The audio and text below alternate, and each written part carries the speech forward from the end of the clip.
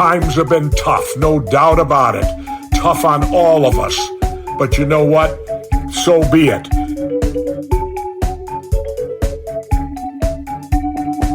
The Workers Club. I love the name. It's the Workers Club 161. It's me, Wilson. It's Trevor. Hello, Trevor. That's right. Hello, Wilson. Let's establish Trevor. He's in the Discord, doesn't participate. Nope. What's your knowledge of pro wrestling on a scale of 0 to 10, 10 being you know everything? 90% of the stuff I know is through you from when you've made me watch wrestling when I'm with you in person, or I'll mention just like a word or something, and then you take that word and you're able to relate it back to pro wrestling somehow via 6 degrees of something, and then you start talking about wrestling for like a half hour. But yeah, I don't know. I'm a yo-yo guy. I play yo-yo. I don't know if you listen to the sister podcast, if that's considered to be a sister podcast. The Radio Yo-Yo? Yeah, Radio Yo-Yo. With Trevor and Jake Bullock? Yeah, Jake Bullock. Good guy. Hey, it's on YouTube. Radio Jake Yo-Yo. Bullock Yeah. loves the book Blood Meridian.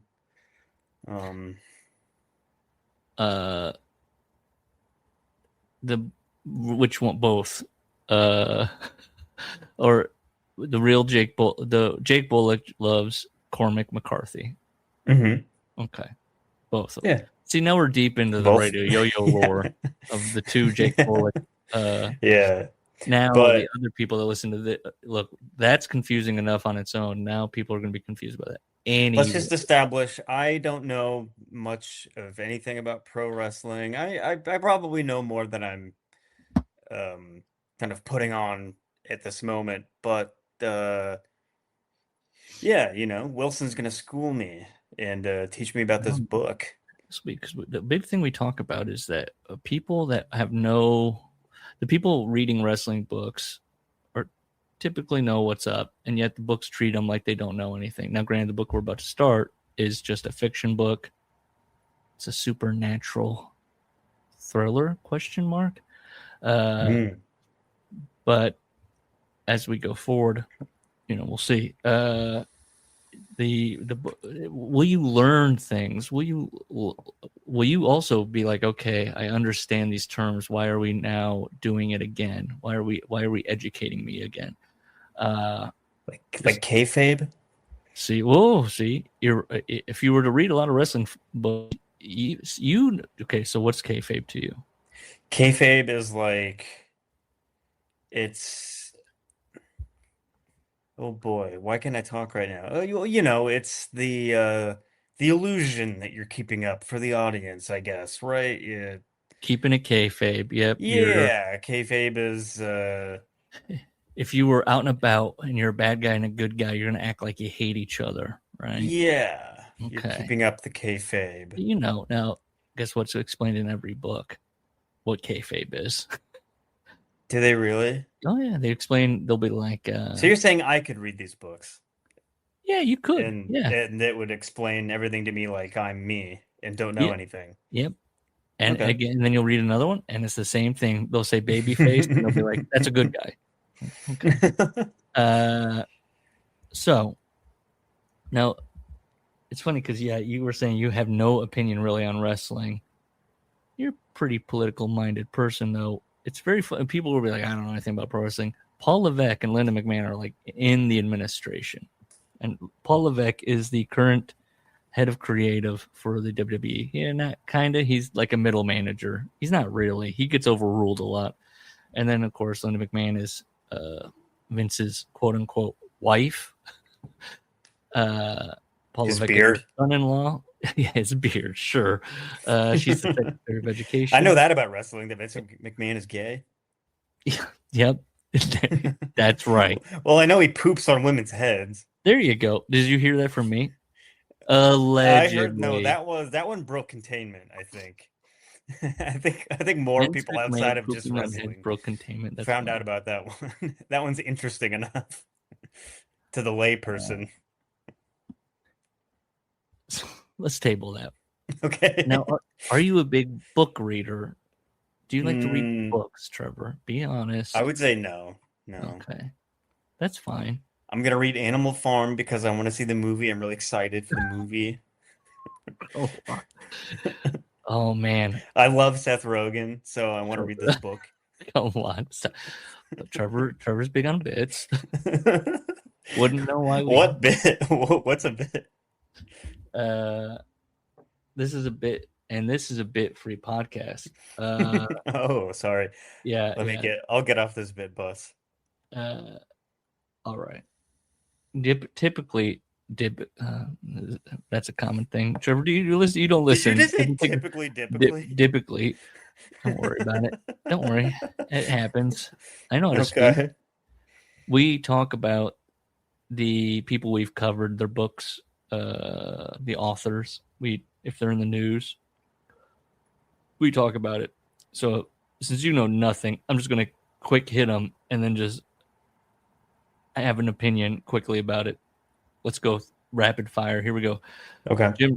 Jim Ross speculates that Vince McMahon is going to return to creative possibly as soon as WrestleMania 42, which is this weekend. That's funny. That's. Do you want my thoughts? Yeah, go ahead, shoot. Oh, that's good because Vince McMahon is he's like the main central character of wrestling, right? He's like the beating heart.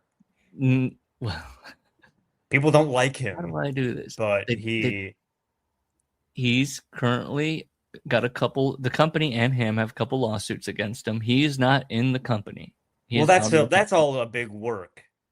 Right? All these lawsuits. No, it's real. It's keeping up the kayfabe that he's a massive piece of shit. Yeah. The company's currently owned by TKO, which is Total Knockout, run by Technical Knockout. Technical Knockout, okay. Which they also own UFC. RKO. I think they also. There you go. They also own, I think, the Professional Bull Riding League, UFC. I guess by correlate, do they own then technically? If Dana White's involved, do they own Power Slap? I don't know. But they own UFC and WWE. That's the big one. And you know who runs TKO?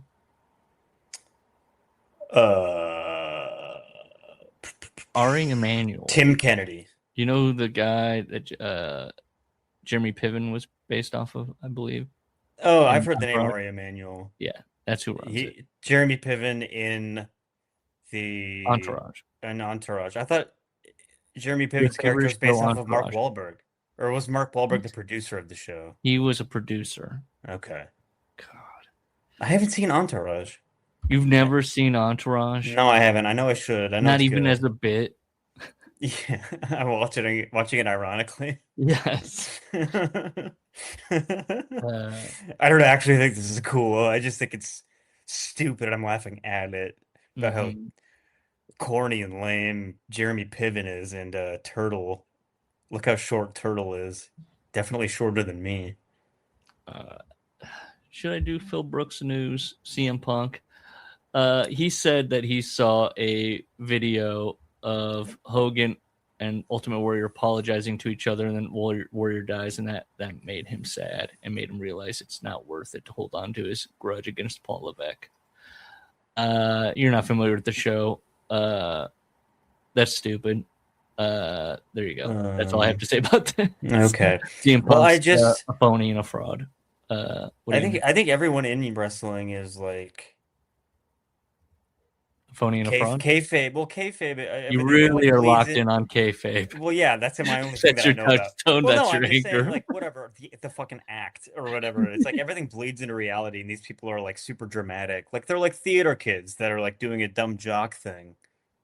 Correct. And them being a pro wrestler means your mind becomes melted, and you become not a normal person. Yeah, You your think you're like body some kind of is gypsy like artist, but you're also abused. an athlete, and then you're also like enamored with the history of it, and it all becomes a stew of dumbassery. Sure. And then some people wrote about it. Okay. Brooke Hogan, Hulk Hogan's daughter, was asked about his racist sex tape that came out all those years ago, and she just said it's the most embarrassing thing in the world. See, dramatic. Thoughts? I mean, yeah, maybe to her, that would be embarrassing. That would be awful. And she seems like she's kind of a normal person. At the very Wrong. least, she well, I was gonna Wrong. say at the very least she like doesn't endorse her dad's shitty views. Maybe. We don't. She's just said it's embarrassing. She hasn't really said anything more than that. She didn't say she disagreed. So she thinks the sex part was embarrassing, but the And racism, dropping the that hard was fine. R, Yeah. She's like, talking can he about her just say that? boyfriend at the time. Can he just say that on camera with his clothes on? Well, he was filmed by his friend That's secretly. right. See, that's Bubba. another wrestling thing that I remember. I know about the sex tape. There you go. I've seen it many times, Nice. often late at night. Kyle O'Reilly spoke about talking to Bret Hart and telling Bret Hart that he thought he was a great wrestler. And he claims Bret Hart just looked off in the distance and said, "Yeah, I was the best." That's just great. Love it. I guess, yeah, these guys all think that their life is a movie. Bret Hart definitely did and does. Okay. Paul Levesque, final one before we go into a little bit of just I want to have you watch something and get your I guess your virgin eyes on it, and as in a virgin to the wrestling world. Paul Levesque was talking about this upcoming WrestleMania, and here was his. How excited are you for WrestleMania this weekend, Trevor? I would say not at all. Okay, so you're about right where all the WWE fans are at. Oh, okay. Okay. Actually, I'm probably have more excitement than they do because I mean, it sounds like they're all seething about it, and I'm just over here like oblivious. Yeah, true. They're turned off. You might even tune it on. Turn it on. I might turn it on and be like, "What's all the hubbub about?" Yeah, I think this is cool. Paul Levesque was defending his lackluster. Remember, he's head of creative. He's always front and center. Unlike Vince, Vince was kind of always behind the scenes. Yes, he was an on-air character, but for the most part, he did not do interviews. They learned very quickly that he's not a good interview guy, and he gets very antagonistic with the people interviewing him. And in kind of a Papa John Schnatter. Sure, yes. And like, we don't know what he's going to say. He loves being out front and center, loves being in front of the camera, loves talking about the creative, loves going out first and getting the crowd to cheer him. And he's, lately, because of the lackluster creative, it's been a lot of leaked reports of we're not responsible. It was Ari Emanuel. It came from up top. It came from TKO. So defending this lackluster mania, Paul Levesque said, look, in sports, if you lose your quarterback, if you lose your first string offensive lineman, if you lose your star center or star guard in the NBA, you have a second string guy to back them up. And you hope that those second string guys are pretty good. There's no backup to Cody Rhodes. There's no backup to Randy Orton or Roman Reigns or CM Punk. Now, you don't know, and you know real sports. You're a real sports fan. Yeah. And that is how real sports works. There are backups. Now, yes. Wrestling is fake. And so yeah. The problem here with this is that's Paul Levesque telling on himself that, well, you should be creating guys you could slot in. You should be building guys up that can then slot into those in case of injury. Yeah. you should also it's fake. You have control. You should be able to still build interest, even if it's a guy that's not quote unquote Cody Rhodes. So that's just Paul Levesque being dumb. Now I'm gonna send you a link to something. I'm not gonna present this because I might get copyright struck and fuck everything up. Okay. There's a women's wrestler in the WWE named Liv Morgan. And a couple days ago, the WWE released a music video world premiere. Liv Morgan's Trouble.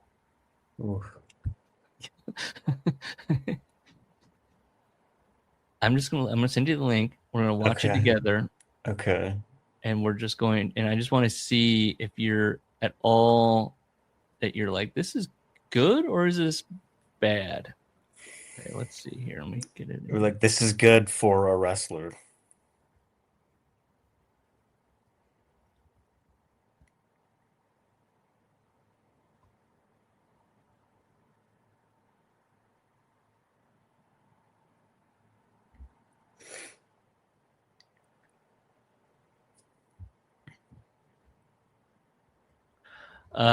Sorry, responding to somebody. All right.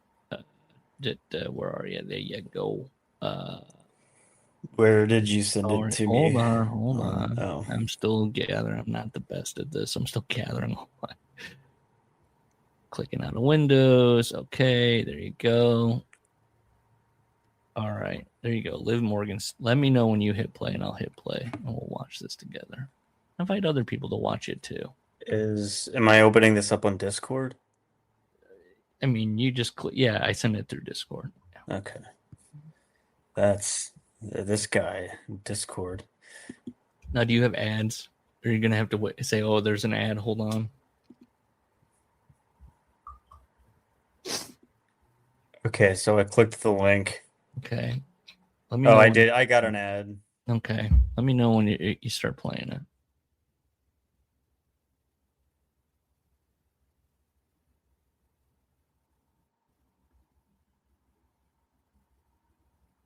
We're keeping all this in.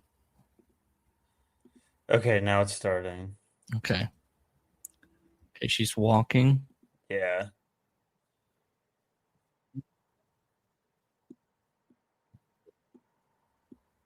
Bite me. Okay. She looks like Emma Stone. Wow. Really? That's what you... Okay. That's my very first impression. If I look at her face more, I might not think that. Now...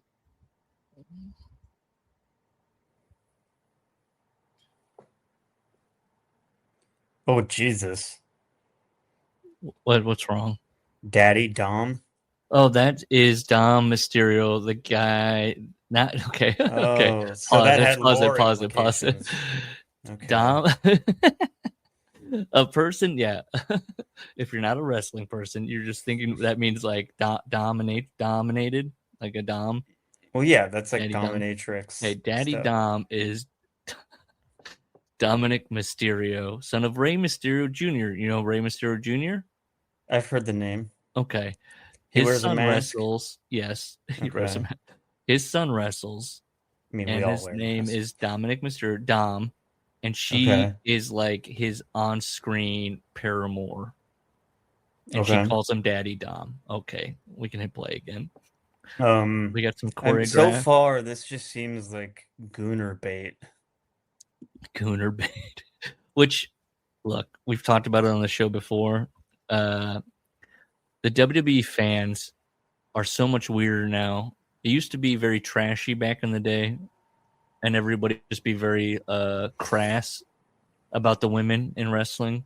Yeah. And now they're thinking the same crass thoughts, but they're like doing all this weird like they put in gifs of like, you know, a guy like staring really hard, or like a guy sweat, you know, the Jordan Peele sweating.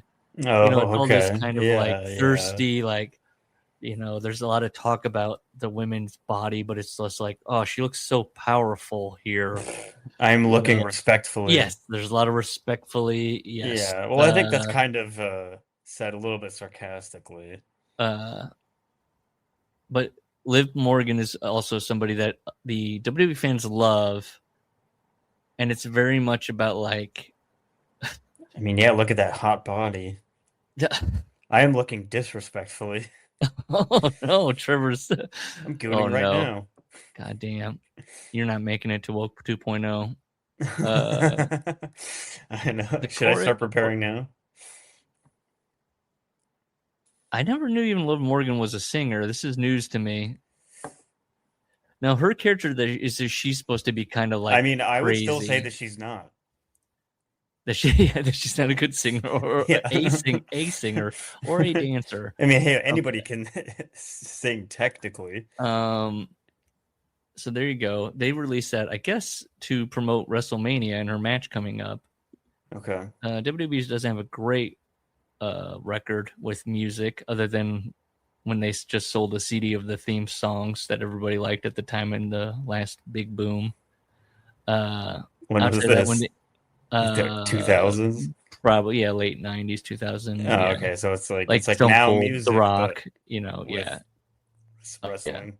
Oh yeah, but they've done original songs. Double J's. What did he sing? See, now if there was a wrestling fan here, you tell me. Oh yeah, the Double J song. That the time is up. The time is now. Whatever. John Cena one. Time is up. Time is now. I don't know. Was that a produced C? That's John Cena. And I'm the wrestling fan. Oh yeah. Okay. Let's talk about Sean Oliver, the author that we're returning to. We're returning to the Sean Oliver literary universe. The British guy from HBO? That's John Oliver. Sean Oliver. No. This is kind of the riff energy I was looking for, Trevor. No. It's 2000. Make Donald Trump again. We covered Sean Oliver's book. We interviewed him. We weren't kind to his book. We were kind in the interview. He then sent us an email that was like, wow, you guys were jerks. Because he listened. We felt bad. Our challenge was, though, then write a better book that we like. So we will find out. It is not. Now, the first fiction book he wrote was Sophie's Journal, a psychological thriller. That's how it's always described everywhere, in every blurb. Sophie's Journal, a psychological thriller. This is the transfer now, but to give you a bit of business on Sean Oliver, I'm going to show you how he made his bones in the wrestling business, why he's wrestling related. Then I'm going to show you his what he does now currently. I'm going to let you look at his website, SeanOliverbooks.com, and then I'm going to play you a little bit of his last book where he recorded the audiobook. Okay, that's what we're going to do. Was the website SeanOliver.com already taken? Good question. Don't know. So I would assume so. Let's see here. Let's start with how Sean Oliver, to educate you here, how he got his bones in the business. He did a thing called kayfabe commentaries. I know that word. And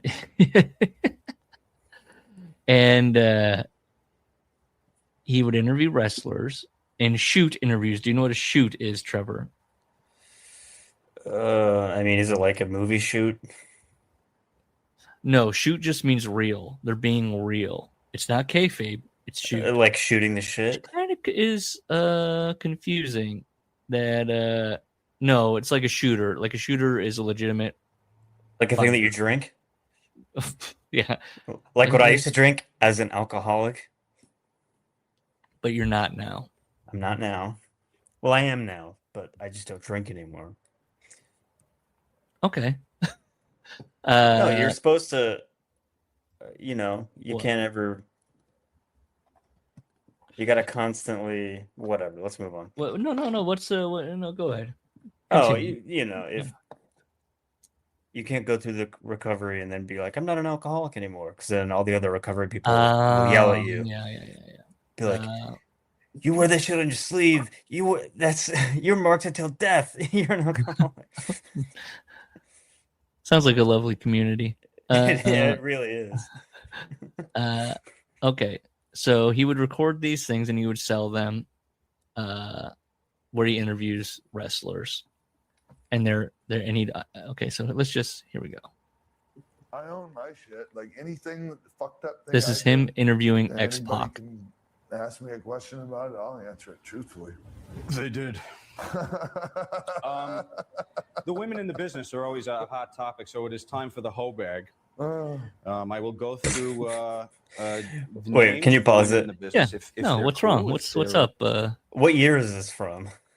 This would be when he did this. He was calling this. This was uploaded 5 years ago by somebody.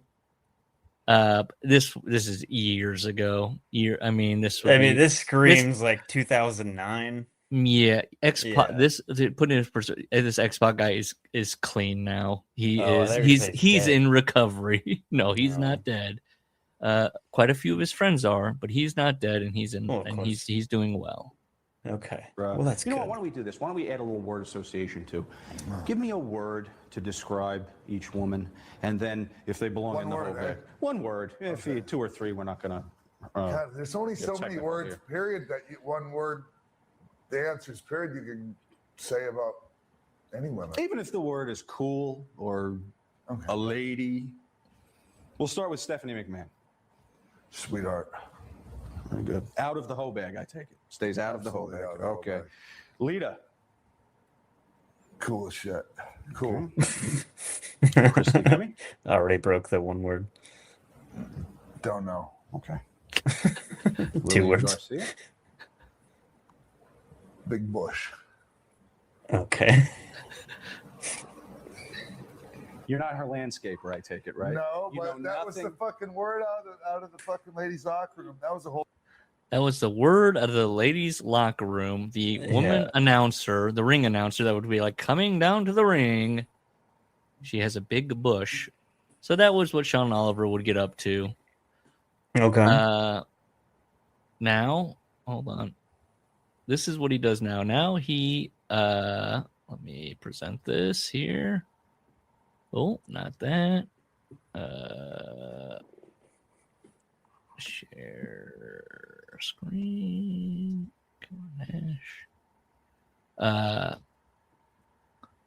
He now co-hosts a podcast. Do you know who Kevin Nash is?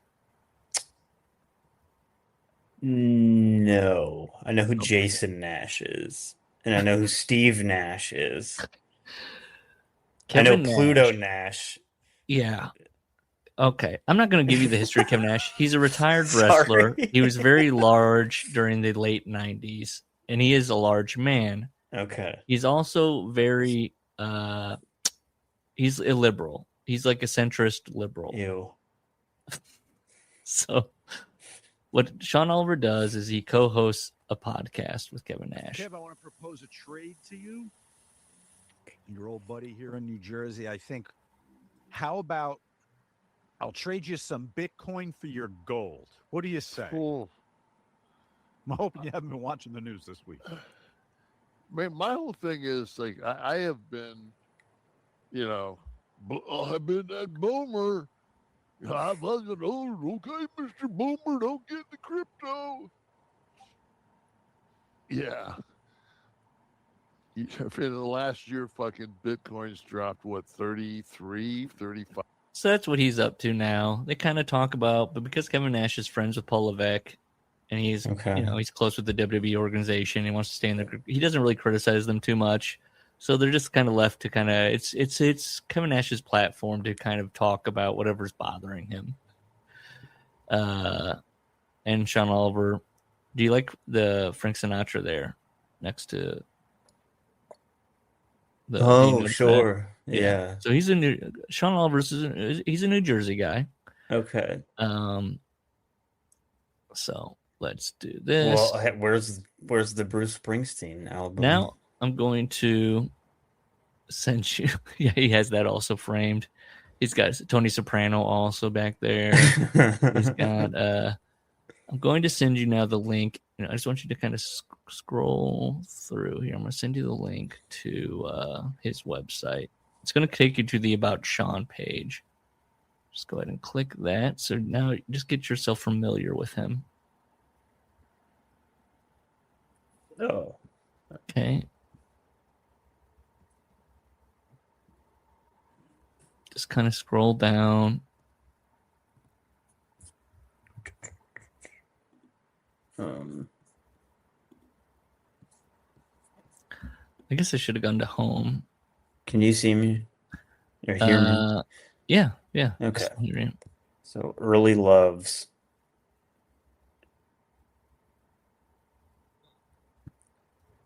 So you want me to just read this? No. I just wanted you to kind of take it in. Take it in. Okay. Yeah, I guess just I didn't know that people still had websites. Do you like the photographs that he had? I do. Yeah, these are all very. He looks kind of different in all of them too. He looks like a different guy. Like these were taken at different points of his life, or with like different lenses, at least. Yes. Yes, he appears. Look, let's not. He appears a little thinner in some, sure.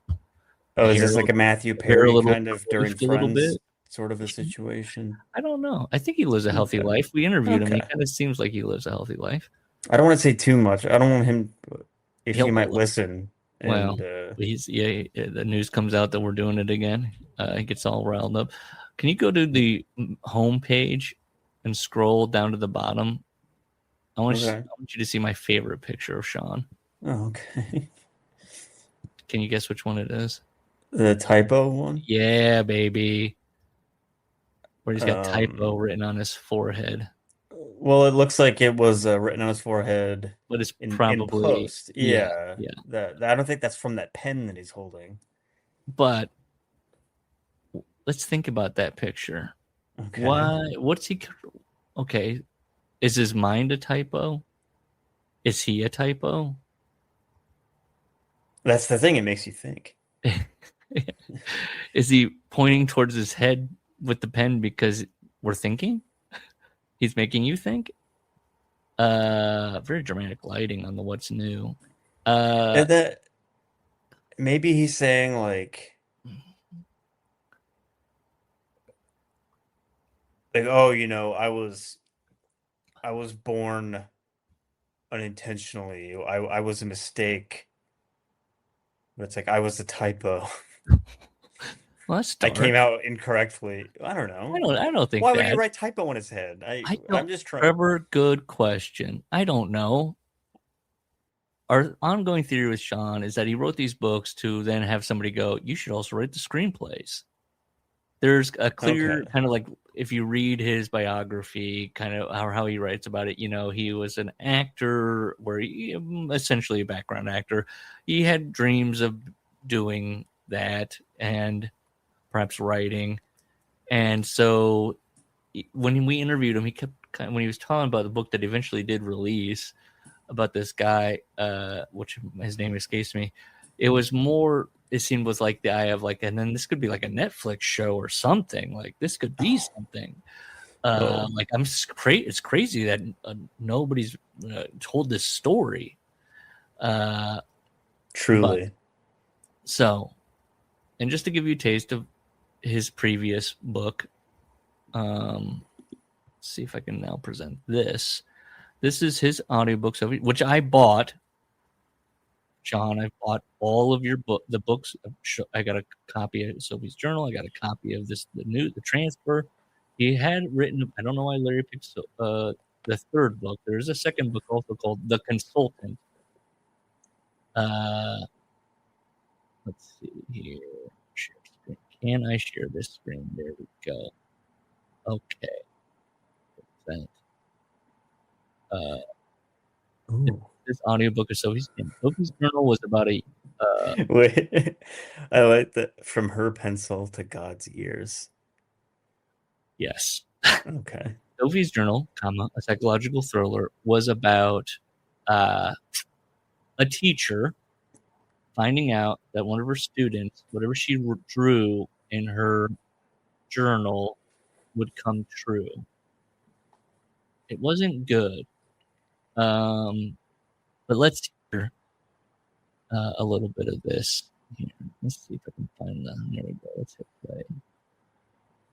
But he was creepy, too, the more Sophie looked into his face as they spoke. He had a permanent gummy smile. His eyes were so tiny and cloudy. Sophie thought he might be 100 years old. Tell your mom if she got aluminum cans she getting rid of, throw them in here loose. Keep them out of the bag. She knows that, right? Sophie nodded again. You so quiet. When you talk, what do you say? You sing? You dance? Larry dropped some moves that no music would have fit. He smiled as he showed off some sloppy old-school breaking.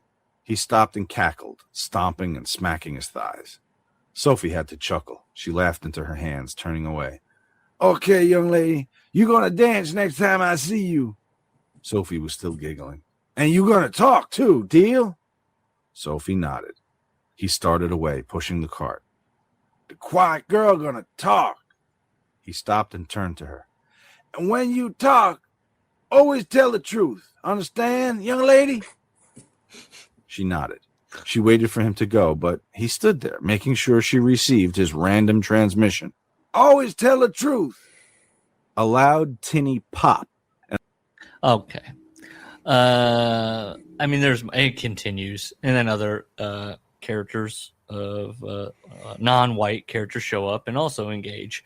Okay. I feel like all the characters except the main teacher, whose name escapes me, are Sean Oliver. From what I think, that book and this book is self-publishing. So there's that. Can I just that to me that very much invoked Billy Crystal. Really, Crystal's Jazzman. Oh yeah.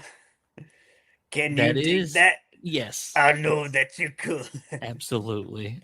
You could again. This seems like you can give Sean Oliver this credit. He is a go-getter. He is a hustler. He is making things happen for himself. Yeah. Could he hire somebody to, or like go through the process of getting somebody to read the book, a voiceover actor that's like maybe even of a certain ethnicity? Is it more offensive for him to do what he did just now, or to have a black person read every time? Well, here's the thing. Just to specifically... What we at the time talked about is that Stephen King often does this. He just loves to put in an old, wizened black man into his books. And they always have, and he writes it out. There's a term for it, of course. What's the term? Writing like... Uncle Tom? Tokenism? No. Magical... writing, what is it called? Okay, I'm gonna find it. My Google, I love my Google searches. Okay, is it on TV writing tropes? Okay, hold on. Word Monster of the Week. God, one of my Google searches just brought up defining writing. No, Claude, what is God, writing? Search is so fucking broken.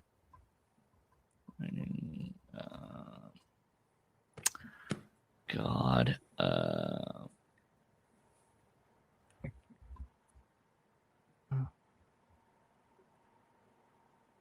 Why can I not find this?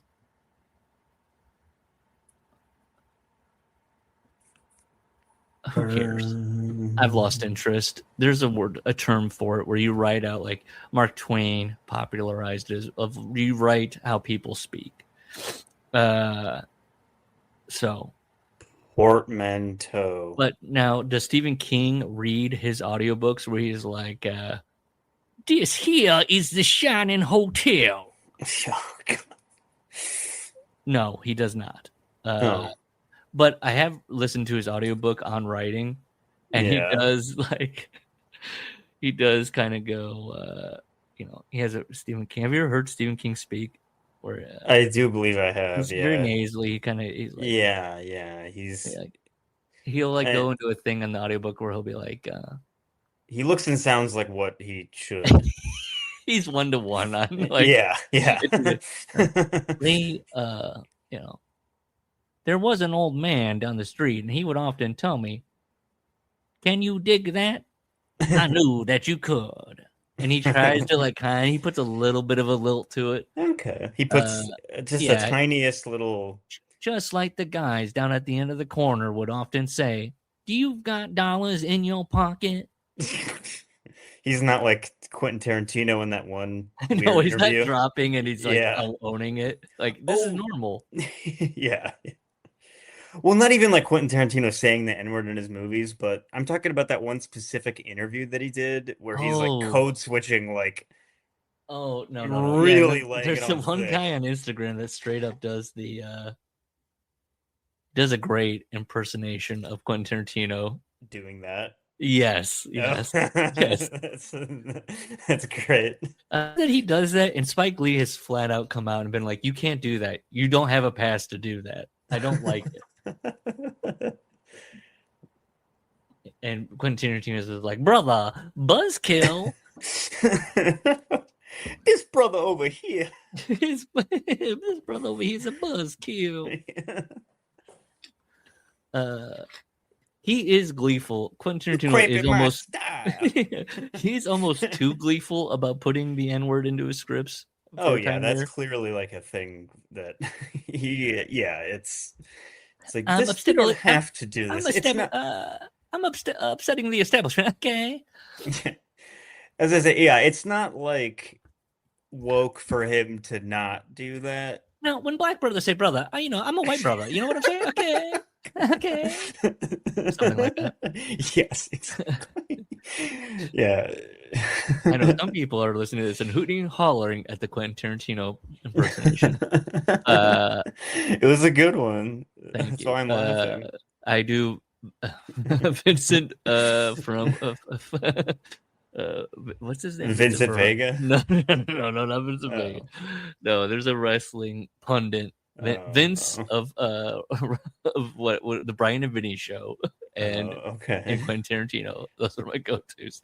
Okay, are you ready to dig into the book? Sure. The blurb. You know that I can. Tag, you're it. Oh. It's called, and there's appears Wait, to be a little student. Did you not get what I just? Okay, no, I got it, and I bulldozed right through it. Okay, well, I needed to Pete Holmes that. Now I want to make a note here. It says it's edited by Michelle Mead. We often ask when we do this, who edited this book? Who is responsible for this? We'll find mistakes. A lot of time these books, wrestlers will go off on tangents and literally in a paragraph go anyways, as if they just what I was talking about earlier, anyways, comma, and then continue back to their point. The theory is that these people that kind of ghostwrite the books are just kind of recording interviews and then just basically writing a transcript, and so they digress, and who cares? Yeah, we did a book we liked on the wrestler Steve Cairn, and we interviewed that author Ian Douglas, and he talked about his process where he is trying to keep the voice of the wrestler but also have it in good structure. And he said, as he was listening to us, that he was like, yeah, you guys caught like little mistakes here or there, and I contacted the people and said, hey, when they do another printing of this, make sure these are caught. This, though, I don't know who Michelle Mead is, and in this next 50 pages here, there are some mistakes that she. No, her job isn't to like catch every grammatical or spelling error or whatever. It is also too like, why did you put all this here that you don't need all this? Get this out of here. Yeah, does this make sense from a like? You said this narrative flowing earlier. Yeah, perspective. Like, does this read easily? yeah. Yeah. Just honing it in, polishing it, Yeah. notes. And then again, about the self-publication thing, Sean Oliver making things happen. It's copyright 2019, Sean Oliver. Okay. It's tributed. It's for, you have your acknowledgments in the beginning. Who's this for? It's for Robert Vance, who worked in both comedy and tragedy. I don't know who Robert Vance is. I giggled it and nothing came up. No idea who Robert Vance is. Larry on the last episode was like, I don't know who that is. Well, that makes me think of The Office. The Phyllis's husband, the Bob Vance, Vance You Refrigeration. think he is making the book a tribute to Bob Vance of Bob Vance Refrigeration of The Office? I don't think he is. That's the only he is. Bob Vance. Yeah, that's right. I know. Yeah, who knows? Chapter 1. Lane, Laine, had never seen a dead kid, and that was fine with her. That's how we're starting, okay? Does that grab you, Trevor? It just makes me think that he's aping Stand By Me. Oh. Yeah. How does that start? Tell me, Trevor. You want to see a dead body? I don't know. Okay. I don't know how that movie starts. I did watch it recently. But okay. Lane deals with all kinds of grief. She considers herself somebody that is like everyone else's cliche. She's not. She deals with it. She's there. That's her job. She's there to offer something different. What is her job? She's a guidance counselor of a school. Okay. She says that in the, I believe, fictional city of Carson, New Jersey, like Newbridge, possibly, there's all kinds of bad news in the public school system. It is a district in Northeast Jersey. And look, I looked it up. I was like, is this where's he based in this? I believe Sean did have a brief brush up with public education. And that's why at least Sophie's Journal and this book, don't know about the consultant, take place in the public school system. Okay. It's a 35,000 student district in Northeast Jersey. Bullets flew somewhere in Carson nightly. Now also, again, in Sophie's Journal, also took place in a bad New Jersey town. I can't remember. Let's see. She's walking through the halls. Lane's walking through the halls. Are you cozy, Trevor? Are you ready for this? Are you ready for story time? Yeah. Okay. I don't know if I would say I'm cozy. This chair is quite uncomfortable. But... Okay. Do you have like a blanket you could like wrap over your shoulders or like some kind of like a pillow maybe to lay down on? Do you want to get cozy? That's okay. I can sit crisscross applesauce. Is your vape charged? Yeah. Dude, come on. My parents are going to listen to this. So, not sober, huh? What is that? 17. I don't know what these numbers mean. You're showing me the vape. What flavor? I don't. Drop sour savors. Don't know what that means. Not a guy. Not Me a neither. All the boys in the warehouse come back with their vape little gimmicks. Drop sour. Don't even know what this is. I'm numb to it. It has nicotine in it? Yeah, it's got nicotine. Why don't you just do the pouches? I don't like it as Mark much. Maron. You just do the. Yeah, what did he used to say when he was on his podcast? You Zen guy. You Zen guy. Do the pouch. You the pouch. The gum. Are we good? And then of course he would say, "Are we good?" That's how I'm going to start ending these. Trevor, are we good? And a lot of times you're going to be like, "No, I'm bad. This book stinks." Yes, we'll see the next time we run into each other at the Comedy Store. But there's, she's walking the halls, right? Something bad has happened. She's walking the halls. There's some goddamn nosy people. And it's the usual suspects. And this is, we loved this in the previous book. First name, last name. Sean loves giving you a first. You'll never see these characters possibly ever again, but you're going to get a full name. Okay. Laura Marsh.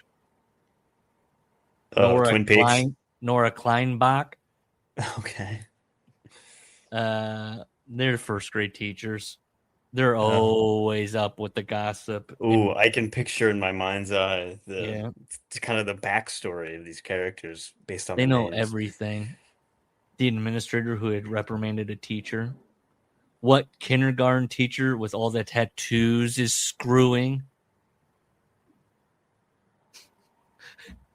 Is it now? You've been to elementary school, or I guess this is a school that is like he says at some point it goes to like 8th grade. I think he says at some point kindergarten, 8th grade. Now, at being a previous student, were the kindergarten teacher with all the tattoos screwing? What? Oh, were the teachers screwing each other? Yeah. Did you ever pick up on any of that? I didn't know what that hot sex goss? was. I wouldn't think I was that. Do you think that's happening? In Yeah, schools, obviously. in the parking lot. Usually, you only hear about in the news. Sure. I mean, one of the 5th grade teachers at my school, he was like probably early 30s. He was a big like rock climbing Dave Matthews Band listening kind of a guy. Okay, picturing him, I like it. He's rock climbing. He's listening to Dave Matthews. He's got a bike rack on his car. Wait, I just did Eddie Vedder for Dave Matthews. What's Dave Matthews? Eddie Vedder's her. Dave Matthews, I only want to be with you. I mean, presumably also listen to like Fish. Are Eddie Vedder and Dave Matthews just different tones of like, hey, everybody, hoi, hoi, hoi, hoi, hoi. You know what I'm saying? Yeah, pretty much. Like, am I doing Dana Carvey micro expressions or impersonation? Sure. What do you call them? Micro impersonations, where he would just be like, Joe Biden, Elon Musk, huh? Remember when did you know he was doing that? I've heard someone else do micro impressions. I didn't know that it was attributed to him. Thing. I think it's a Dana Carvey thing. He was doing it on his podcast where he was like, "I'm doing he at least in my mind claimed it, where he was just doing sounds like Donald Trump, bigly, big, and then he was like, you nail it down to just the absolute essence of just like just a one syllable. So in my not mind, even a word noise. Yeah, Eddie Vedder is going. Her, and then Dave Matthews is hammer. I think that's probably. I think Dave Matthews has quite a bit of range with the. What's his song? Have we established that you have known each other for years? Into you. Oh no, I don't know what that means. Like, is that how it goes? Yeah. It's like a whispery like crash. Have we talked about this? You know my wife. You. You know my wife, and she claims my wife. And that's exactly why I brought Trevor on this thing for that kind of quick fire. My wife, not dated at all. Well, now it's like retroactively. Now it's come around again. Okay. Yeah. Well, my wife cycles in and out so frequently, It comes in, it goes. It's like a wave. It crashes, it recedes back. And now that reference, Bill O'Reilly. That one. I did. Okay, this is off topic. Okay. The Farrelly brothers have that movie coming out with Paul Walter Hauser and Mark Wahlberg. Have you seen that? Maybe. And Sacha Baron Cohen is in this movie. It's like a bad guy. Okay. And he posted about it, like the trailer. Yeah. And he wrote, the Farrelly brothers asked me to do a voice I've never done before. And I think I accomplished it. And his character is you just can't understand what he's saying. Oh, that's kind of funny. You like that? Yeah. Okay. I like that. I mean, look, he's a Zionist. We're not going to talk like that. We're not going to talk about that. Trevor, stop. You're getting mad. Your fists are clenched. Settle down. We're not going to talk about it. he is a funny I consider him a funny person. Yeah. Okay. He could have been in that movie Funny People. He That's always the measure of a Yeah. person. I go, that guy's so funny, he could have been in Judd Apatow's Funny People. Yeah. You Well, except for had- that last third. You had look, Jason Bateman. Can I be honest about the movie Funny People? Sure. A movie I like. Yeah. I like it enough that it bothers me how off the rails it gets. Oh yeah, of course. Yeah. That It's it it was right there. Yes, it brings you close enough to Where I'm like, what this could have been movie a is real great. banger, but then Then it goes off the rails, and I'm like, God damn it. Yeah, it's unfortunate because the beginning's so good. I'm telling you, Seth Rogen playing him that Warren Zevon song about trying to cheer him up and he gets mad. Yeah. All-timer scene for me. All-timer. Well, I like when they're at the MySpace event and they have James Taylor go, fuck Facebook. Mm-hmm. Yeah. I just like little stuff where Aziz Ansari Rogen, doing, yeah. Well, that is also a very funny comedian type of that time. Yes, yeah. I like Seth Rogen burning through all the jokes that he had written for Adam Sandler out of like stress. He performs all the jokes he'd written for Adam Sandler, and then just like quick as he comes on, he shakes his hand and goes, "Hey, good fucking job." Now what the fuck am I supposed to do? Yeah. All that's just look, I'm an Adam Sandler defender. Him in that movie where he's just even in the car where he's like screaming at him like, all right, it just like being a general asshole. Yeah. Wait, is there a part in the movie where he's talking about one of his like floozy hookups and he just goes like, she was sucking my cock? Yeah, he keeps always talking about his sexual exploits to Seth Rogen. Yeah. As somebody that look, this might be personal to me. The character of Adam Sandler in the movie cannot stand to be alone to the point that he has Seth Rogen sit in his bedroom and talk to him while he falls asleep. I was like locked in. Like, I'm being seen right now. Yeah, it's good. I like the movie a lot. I like the one guy that looks like a beetle. A beetle? I don't remember that. It does have the guy from Die Hard. Jason Schwartzman, not Jason Bateman. Yeah, Jason Schwartzman. Yes. Yeah. I like all that stuff with his friends that are kind of thirsty for it, and he's just like, "All right, calm down." You know, it's all very good. Okay. And he's apologizing for fucking what's her face? Seth Rogen is like kind of has a crush on the I think it's Aubrey Plaza, isn't it? It's Aubrey Plaza, yeah. He's like kind of working on her, trying to maybe sleep with her, and then Jason Schwartzman's character fucks her, and he's like, "Look, I'm sorry, I had to." Yeah. What did you want? It's good. Yes, that's good. It's good stuff. It is. It's. I can be fine with this. Is now a Judd Apatow Funny People podcast. Mm-hmm. I can deal with the idea of like, oh, there's a scale that might have anchored me. What if, da da da da. Even going to the seeing that she's got a family and that it's good. It's just kind of then with like the fight, when they start fighting in the backyard. Yes, that's really that's bad. when it starts kind of going off. Eric Bana. That whole the whole thing of it, like, because it's such it's what you gotta do. This giant like you gotta stay. Do you know like a James L. Brooks movie, like not network? Broadcast News. Do you know like any of his movies? Okay, well you should watch some of his early stuff. It needs to stay in that one. It needs to be like right there. Like adults having adult conversations, but funny. Yeah, and that's like, what Judd Apatow was so good at back in his prime. Well, even just in his prime was like letting young guys write about young guys stuff and just like letting it like all that stuff, like 40-year-old, not even 40, well, yeah, 40. He's 40, but he's surrounded by quote unquote young men. I mean, Paul Rudd is playing again, probably a guy 20 years older or younger. Yeah. Like he's playing like somebody Seth Rogen's age, even though he's probably 20 years older. Don't get me started on Anaconda. We've talked about this. Okay. Anaconda has Steve Zahn, Jack Black, and Paul Rudd all playing guys 20 years younger than themselves.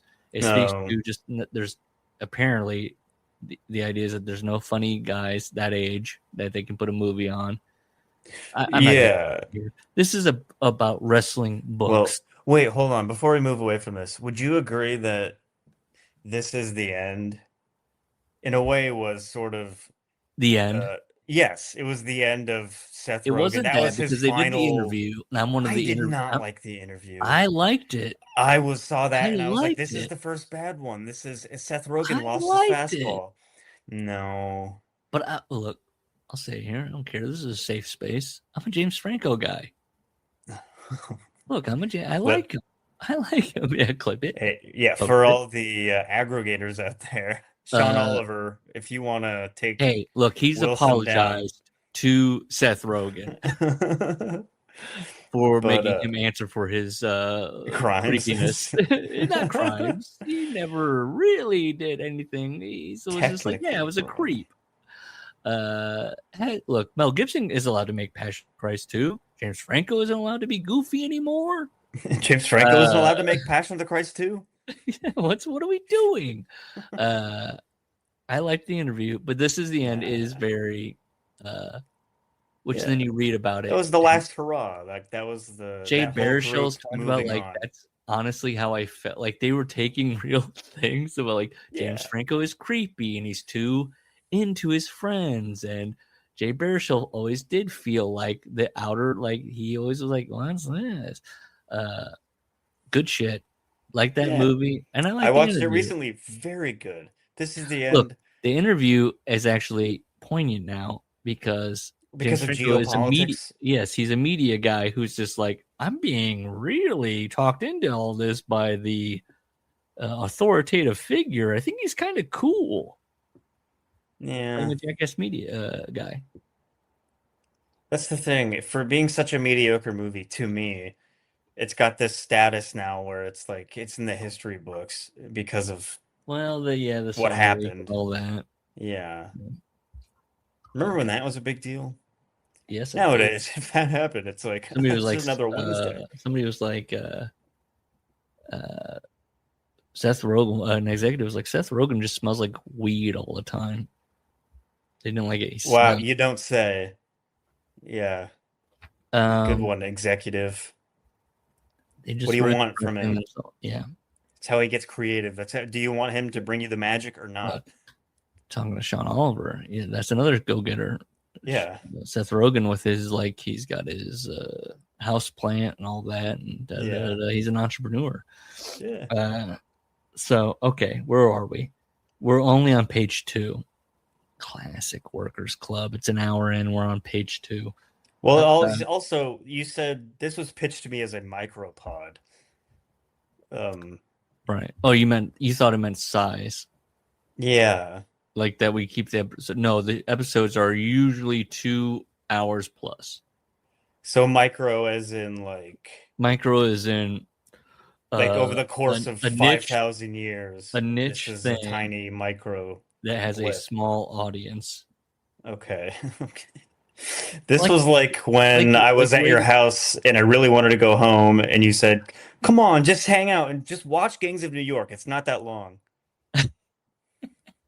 Did I say it? Oh, come on, just watch it. And was I doing it? And I said, is it long? And you said, no, it's not. Wait. Long. Was this at the Pacific Street house? Yes. Okay, we're doing like. I said, hey. And I was like, these guys are all dressed up in costumes. This sucks. Did I say, oh, hey, come on? Something to that effect. Or did I say... I remember the exact shit. Wait, and you weren't living with us at the house? This was... I had moved on to a different place. This was a couple years after that. Couple years after living with my wife and I. My wife? the rumor's starting. And then What? you came over, you're hanging out, and then I said, "Oh, hey, come on, stay a little bit longer. Let's watch a movie that's over almost close to 3 hours." Yeah. Sounds like me. It's a good Yeah. movie. We started watching it. We got about 20 minutes in, and I You was bait. You not took the into bait. it. You took the bait. Yeah. Gigs. I guess. Hey, to bring it back to the podcast, you worked me.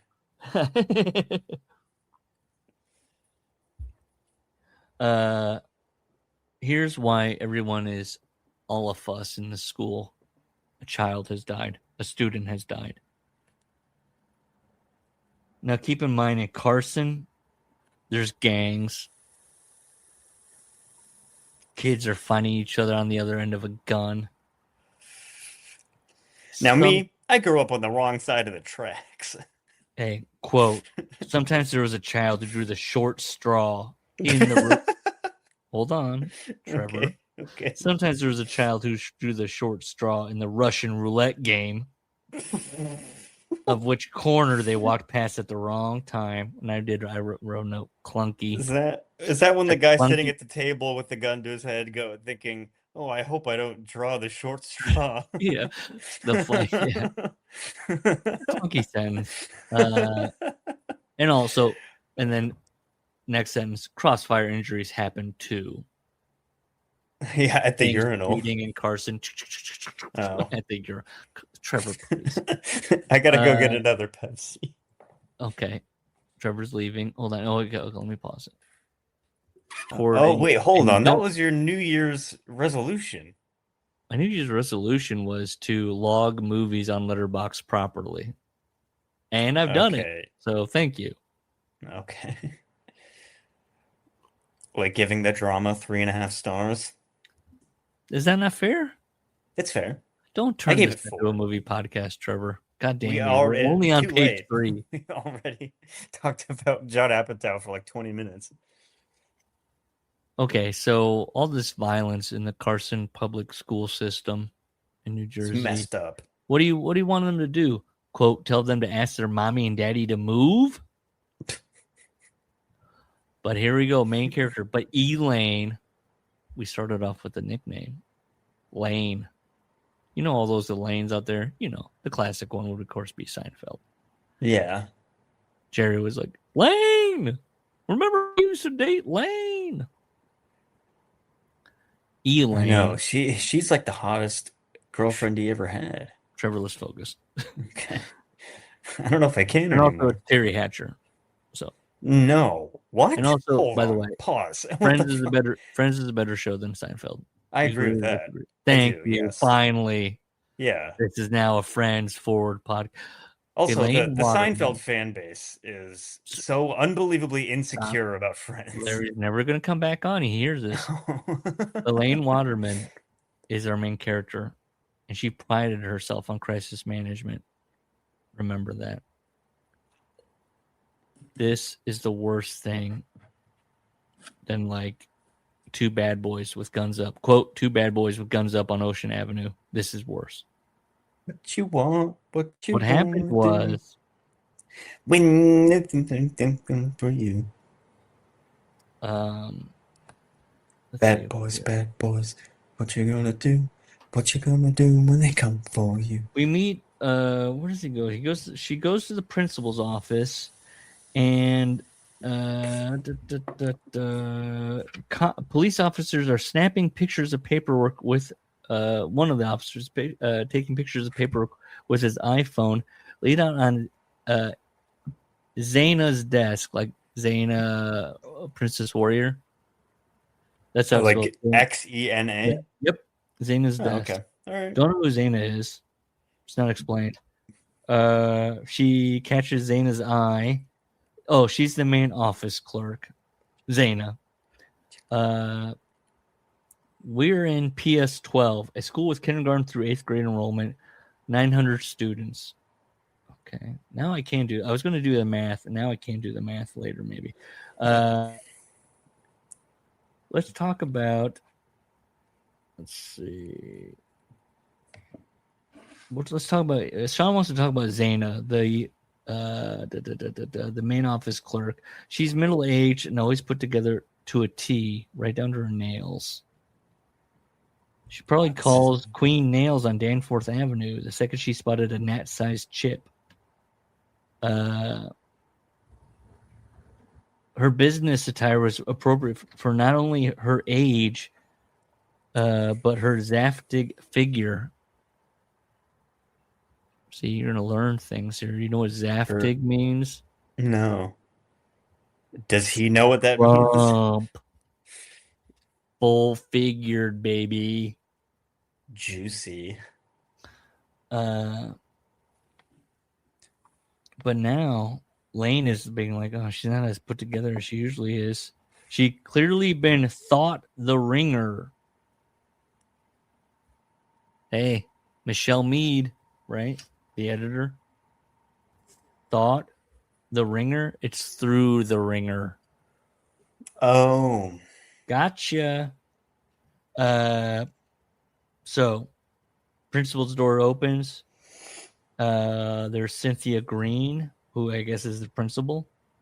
She's wearing a, quote, back peacoat and gold badge.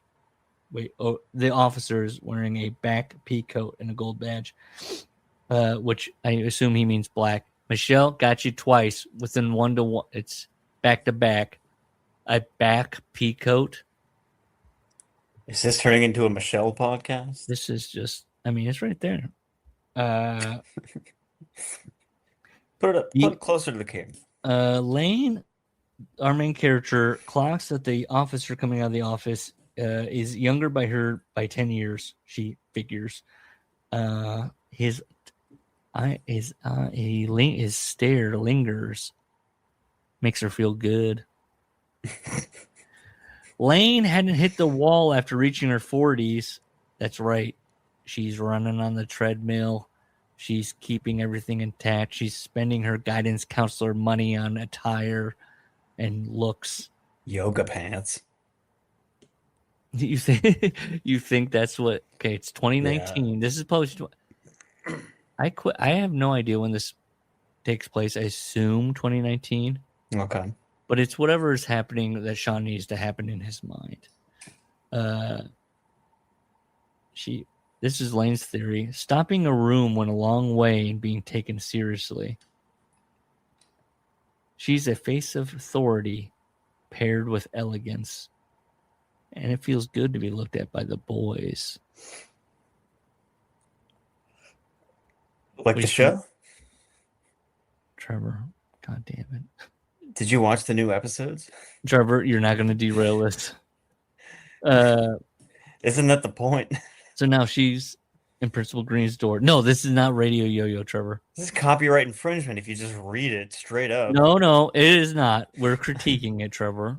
Okay. It is not. How dare you put that out there? Clip it. Every 2 sentences go, this is bad. Let's talk about the principal. Principal Green. Cynthia Green. She could retire, but she's not doing it. Retirement is not in her cards. Danny Glover. Yeah. She's not too old for this shit. Now, who's the teacher of the dead child? That's Christina Perez. A tornado had blown into her life.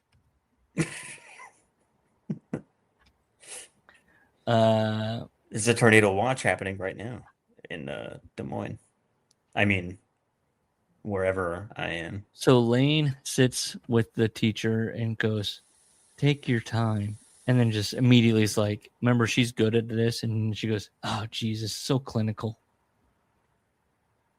And then she goes, maybe I've been stifling my warmth so long that I can't even do my job properly. And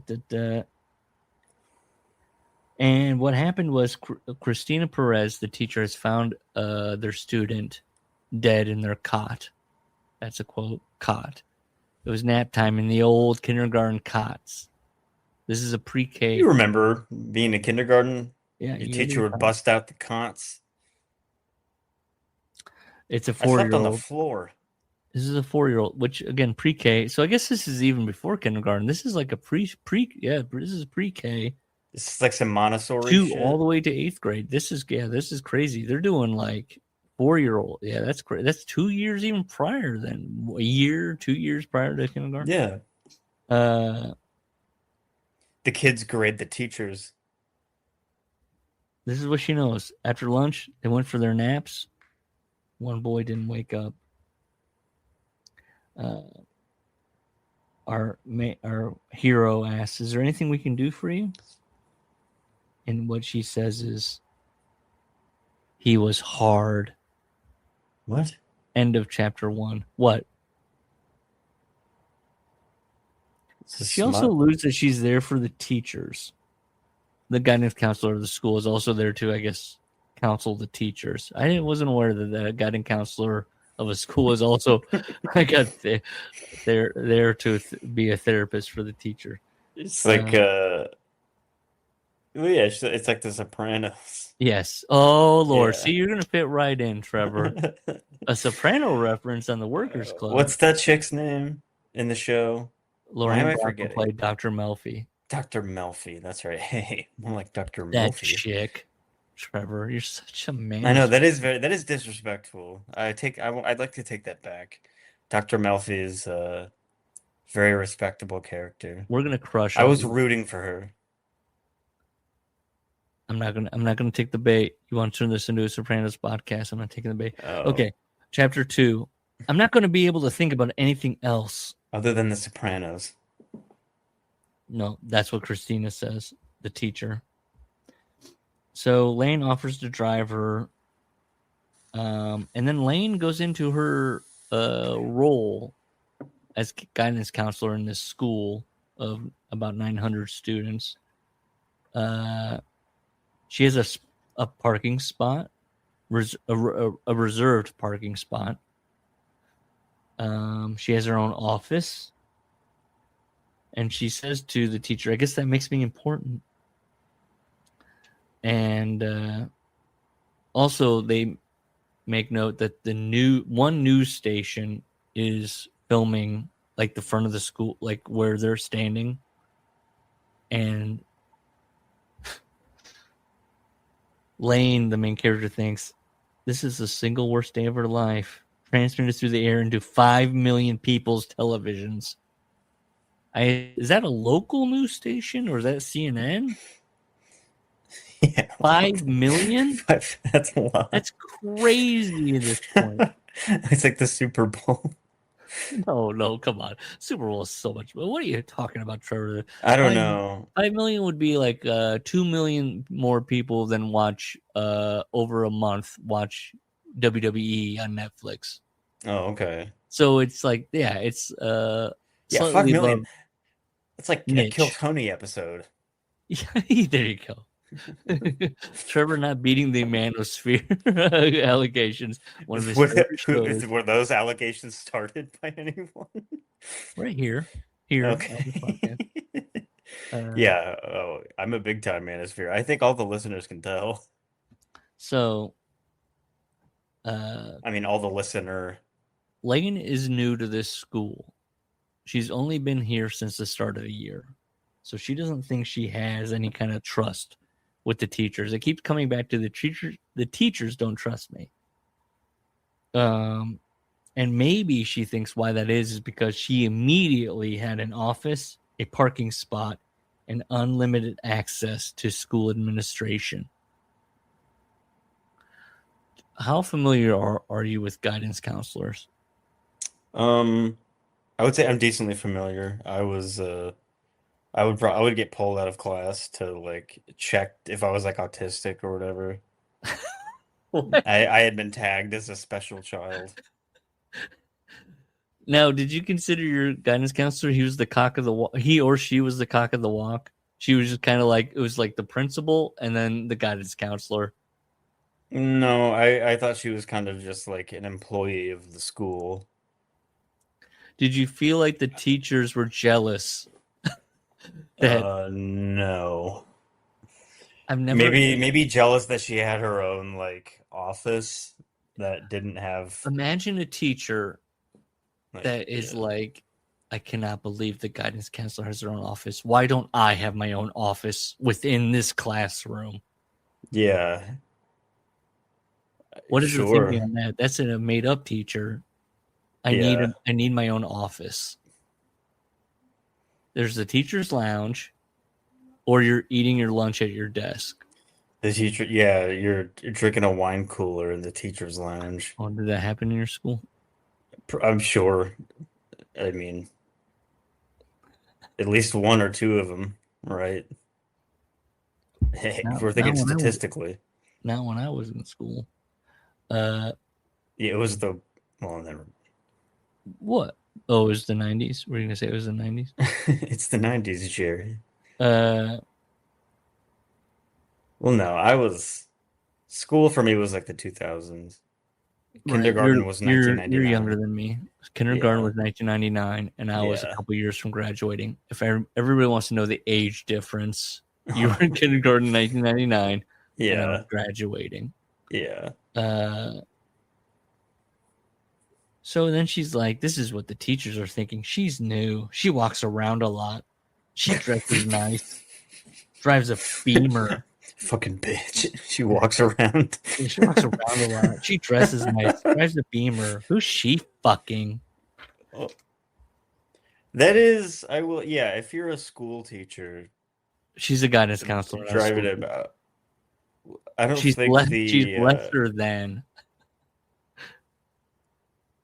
I don't think the payment is going to be so Do you much think the guidance greater. counselor gets paid more or less than a teacher at a school? More, but not so much to be able to afford a BMW. Or maybe she's like a trashy, like she's like paying monthly. I think it gets explained. And I doubt it gets explained, but her life is kind of explained a little bit. Or she's fucking the insanely rich principal that's rich off of the principal's salary. Yeah. I like the idea that the teacher's going, who's she fucking?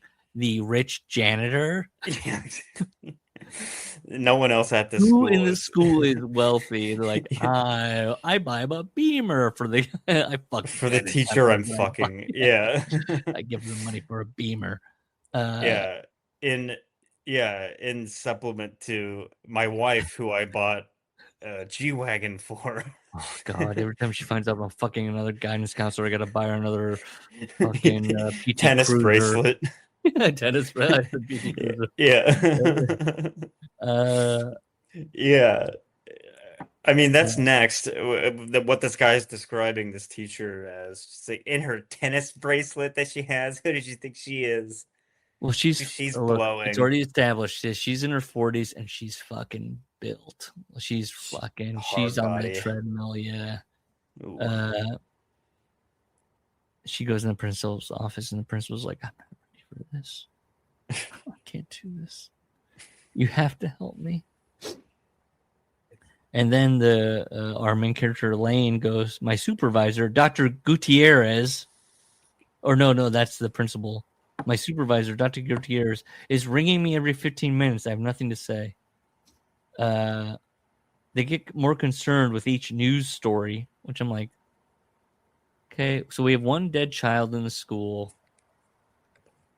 And one news crew is there beaming out to 5 million people. 5 million people. The news is growing. What's the supervisor principal? The school superintendent is asking questions. Why is there a dead student in your school? He's not waiting for like the details. He's just ringing. What's going on over there?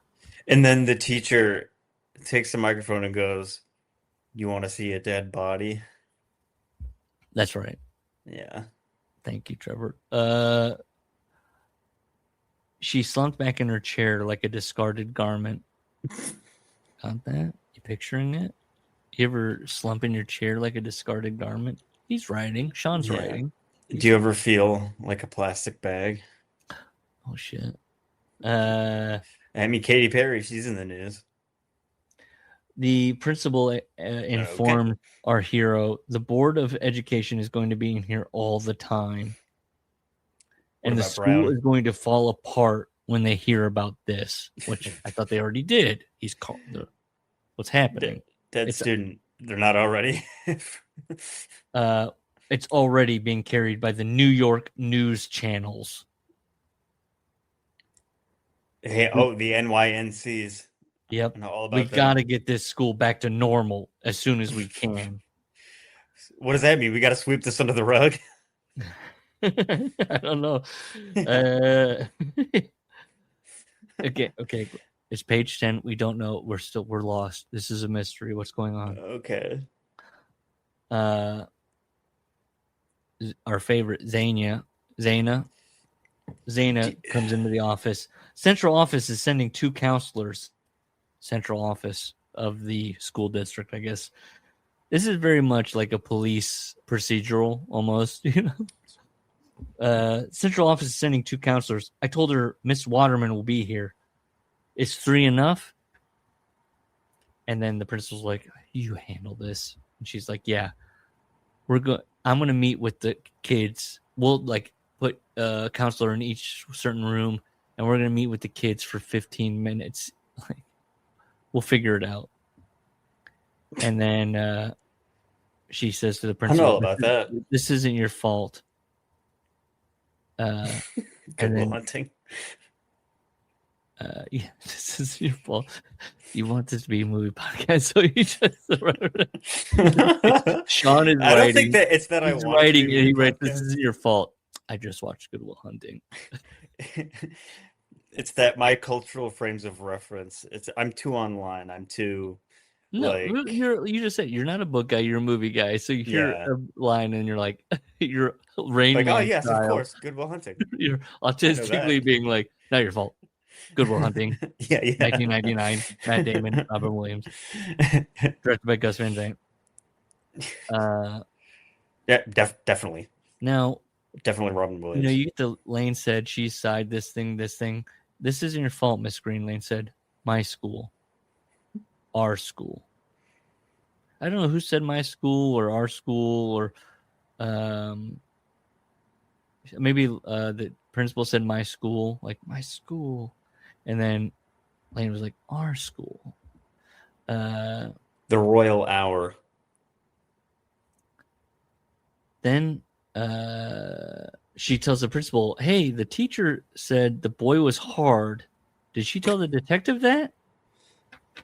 Did they mean that and his body was stiff, like he's dead, rigor mortis, or? Stay tuned. Okay. For the next episode? Don't be dirty, Trevor. No, I'm dirty. Trevor. If this guy was a fucking better writer, it would. Already, not even a book reader, and slamming Sean Oliver. I'm just mad that he pulls off that wooden bead necklace so well. He used to wear a pork pie hat, and then we made fun of it, and I can't find any more pork pie hat pictures. I feel like they got taken down. Our listeners of this podcast can go into his Instagram DMs and be like, "Dude." We'll know if the typo picture gets taken down, or he keeps it up out of sheer defiance. Okay. So the principal's like, "I don't remember. Did she say that?" I just liked in this chapter that the school is both numb to violence in his setup of it, like Carson City, New Jersey. I mean, it's 2019, Guns school shootings everywhere. are in the news every day. It's just everywhere. And then, but also one child dying in his cot. Everybody's like, "Oh my God." I mean, yeah, that's a big deal. A kid shouldn't just wake up dead. Okay, look. There it is. Trevor is bought into it. I was a little like, you can't have it both ways. You can't be like, everybody's numb to this. Who cares? Deaths are happening all around us in Carson City's public school system. Well, he's kind of painting a picture that, this isn't a gunshot. You're around death all the time. You're in the ghetto or whatever. You're in the hard New Jersey and northeast. Oh, New But Jersey. you're numb to it, but then when it happens within your circle, then it like hits hard. Now Look, I would know. I went to a school that. Anyways. Go ahead, speak on it, Trevor. Oh, for the podcast listeners, which I don't know who else I would be talking to, but I went to a school that had a school shooting happen. So this book is really hitting home for me. I know what it's like to have a tragedy happen at your school and to have the news come and to have like a SWAT team like escort you out of the school. Because you were the Yeah. victim? Yeah. Oh, Yeah, boy. I know what it's like for the cops to take me out in handcuffs. Hold on. Go ahead. You can say. Go ahead. We're going back to our roots. What's up?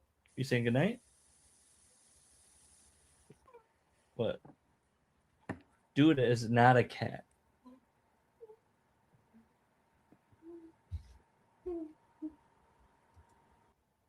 Chapter 3. Lane is tired. She's back at her townhouse. She's pacing around her townhouse, or unit, as she later refers to it as, in her bare feet. It's therapeutic for her.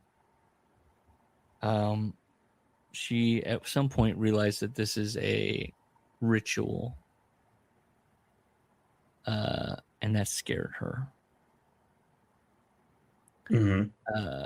She often spends all day deciphering, quote, behaviors of wayward souls. Is she becoming one herself? It's a little die-hardy. Look, I'm doing the Trevor thing. It's Die Hard. He's curling his toes into the carpet. Well, I was about to say The Sixth Sense. Is that a thing in The Sixth Sense? No, I don't Walking around on cold tile? Yeah, you don't remember that? No. Tell me Neither The do Sixth I. Sense. I haven't seen The Sixth Sense in a Oh my while. God, Lord. All I know is that that movie was spoiled for me by The Lonely Island. That's across the bear. Yeah. So she's 15 minutes into this, walking around in her bare feet, in her unit, when she realizes she's only in her underwear from the waist down. You like that sentence? So she doesn't have her And bra only on, her I guess? She got her underwear tits out? from the waist down. I don't know. That's the sentence. I think Only in that's her what I've taken underwear, it to mean. comma, from the waist down. Oh, man. Where else would you wear your underwear? From the waist down. I mean, I guess he's that's saying true. there's no pants. Yeah. But you should just put only in your underwear. There you go. So But then she's- you're I think thinking he's that this saying is a it's chick not that's got her tits out. bra on. He's in this very clunky way. He's saying it's not bra. Only in her underwear from the waist down. Look, this girl, There's it's a not top. bra. There's a top and a bra. But from the waist Okay. down, only in her underwear. So she got a shirt on. Yep. Okay. She left the bathroom and never put back on her black wide leg pants. Jacobs. She has always been like this since she was a teen. She puts all her stress right there in her chest. She knew it had alienated Mick. And you're like, who's Mick? Well, they shared a home and a bed. So that's her ex. She calls Mick. Oh. Who's Mick? Central Jersey's most desired architect. Okay. He's got billboards up. They've had a good separation. They still talk to each other. She asks, did Jason call you? And you're like, who's Jason? And you have to suss out essentially from their dialogue that Jason is their son that's in college. And he's distant from his mother and kind of keeping in touch with his dad a little bit. That feels like an older person's name, Jason. Like, that's a Gen X kind of. I don't think anybody under the age of 25 currently You is don't named think- Jason. Well, she's in her 40s in 2019. Maybe they named their son Jason. Okay. He's college age, so in 2019 he would have been born in. You don't think anybody named Jason in like the 2000 late 90s? I haven't met anybody named Jason. You're saying you were And I around this currently know a age. lot of teenagers. Yeah. You were going to college in 2019. It could have been. You've never met a Jason. I was in the school of hard knocks. There you go. Her Screen husband Print University. assures her that Jason will call, and Lane is over it. And after they get off the phone, she's going to the wine. She's going to drink some Pinot Noir. She's thinking about that teacher earlier. Yeah, like chicks do. Thank you. She's thinking about that teacher. And she's going, well, maybe she's just how she was shooken up, but maybe that's how she's processing it.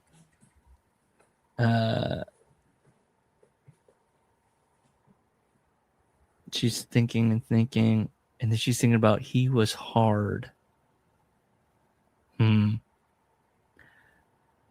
The wine was light-bodied. Before she knew it, Lane was having the eternal debate about her empty glass too.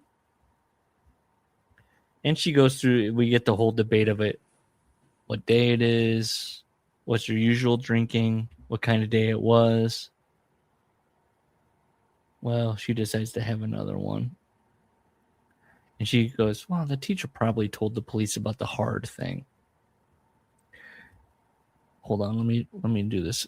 This is specifically for this. Hold on, present.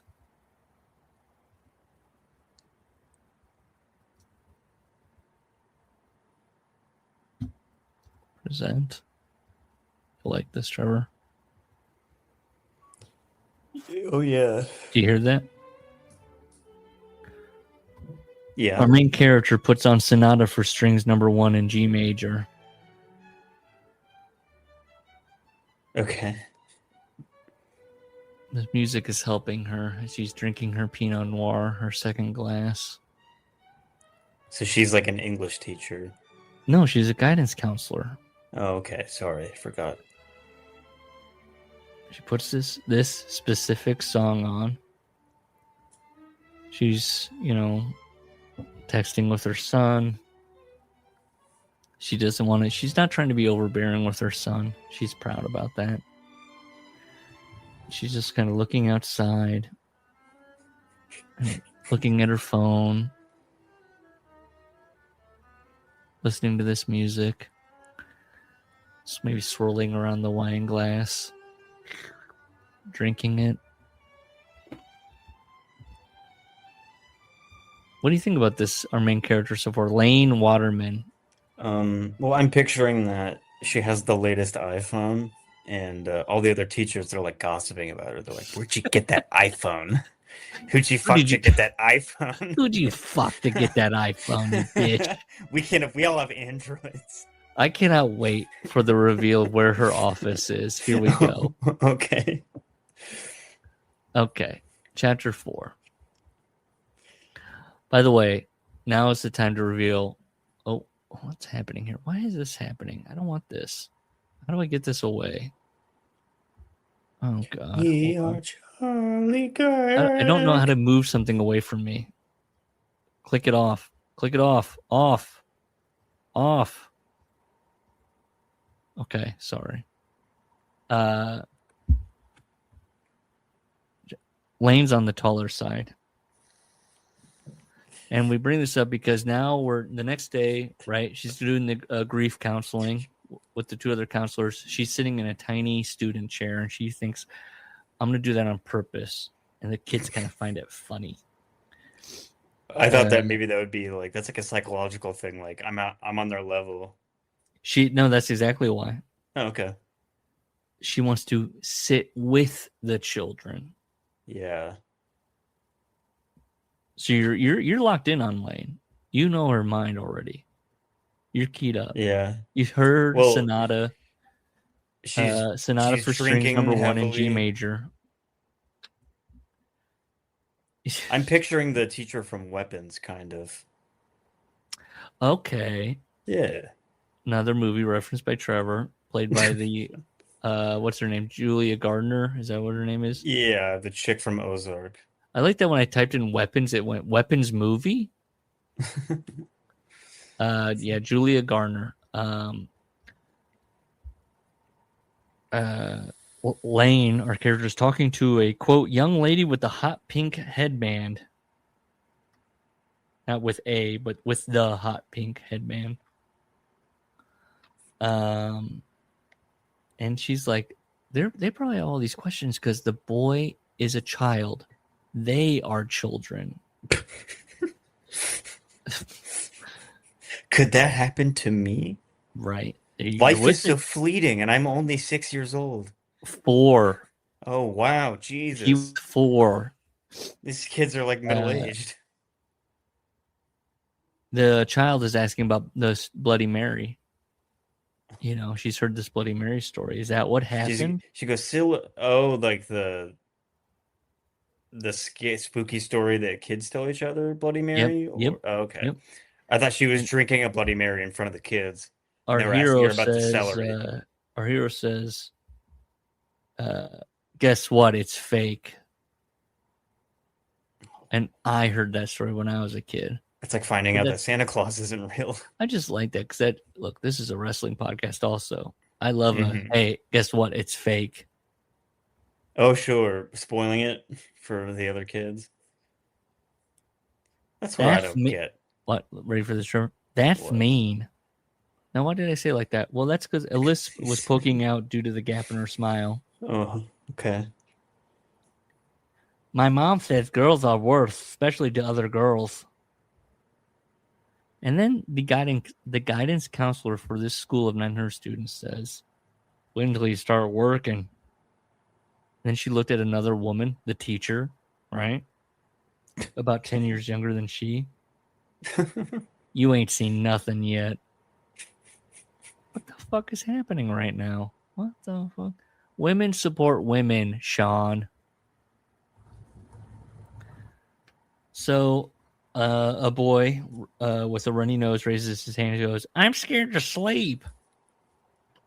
And she's so good at her job that she immediately buckles at that question and hopes that nobody saw her. Oh, no. The little boy who died, his name is Diego. Killed by ice.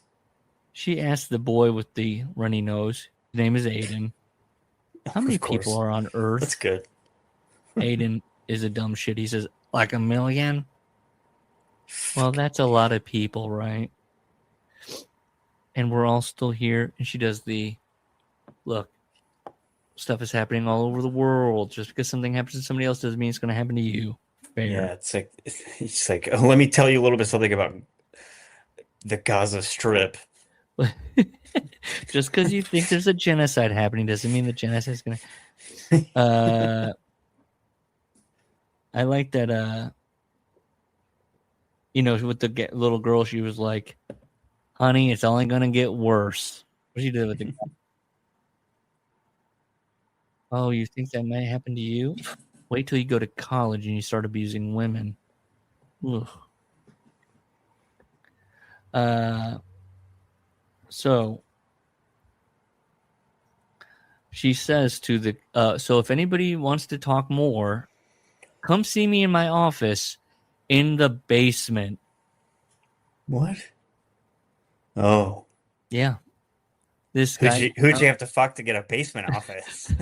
Can I ask, Trevor, what was in your school basement?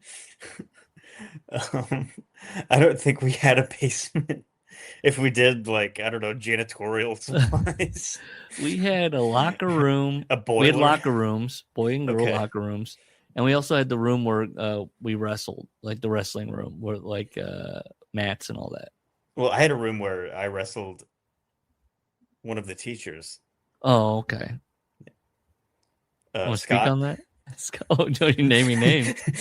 No, I'm saying the editor. I'm doing a crossover reference. There's no editor here. Yo-yo. Oh, you're doing a Radio Yo-Yo reference. No, Yeah. no, that's not getting. No, we don't do editing here. Shit. Don't clip this, please. So I can't lose this job. she's leaving. They're like, oh, by the way, the next room you're going to do grief counseling in is 102. That's where Diego's sister, Lily Aviles, is. And she goes, oh, no. This might have to go beyond the scheduled 15 minutes per classroom. Did you guys get grief counseling after the we did. Was it a teacher? Was it a counselor showing up for 15 minutes? The school counselor showing up for 15 minutes? It was they like hired someone. It was an outside guy, and it was like an optional thing. It's like, now for all the students, we have Mr. Whatever. He's gonna be here for all of this week. If you want to come talk, blah blah blah. So like, yeah, it was kind of, if you were feeling it, you would go talk to him and be like, why do people have guns? Is that what you asked, Trevor? Yeah. Or did you? I want to sell you out here. Or did you go into this office and start doing yo-yo tricks? Just want to get some eyes on this. What do you think? Trevor's world champion yo-yoer. That's why I said this. I will say, while the shooting was happening, when we were all You were not in the kitchen, yo-yoing. I was. You were hiding in the kitchen and yo-yoing? Yes. We didn't know what was going on. There had to be two responses. One person being like, I'm scared. Why is this guy yo-yoing? And then two, one person being scared and be like, thank God he's yo-yoing. It's distracting me. Dude, that's exactly what I was doing it, man. It was my duty. You're yo-yoing, you're shimmying around. Here's my routine. Everyone don't listen to the shots. Look at me. Yeah.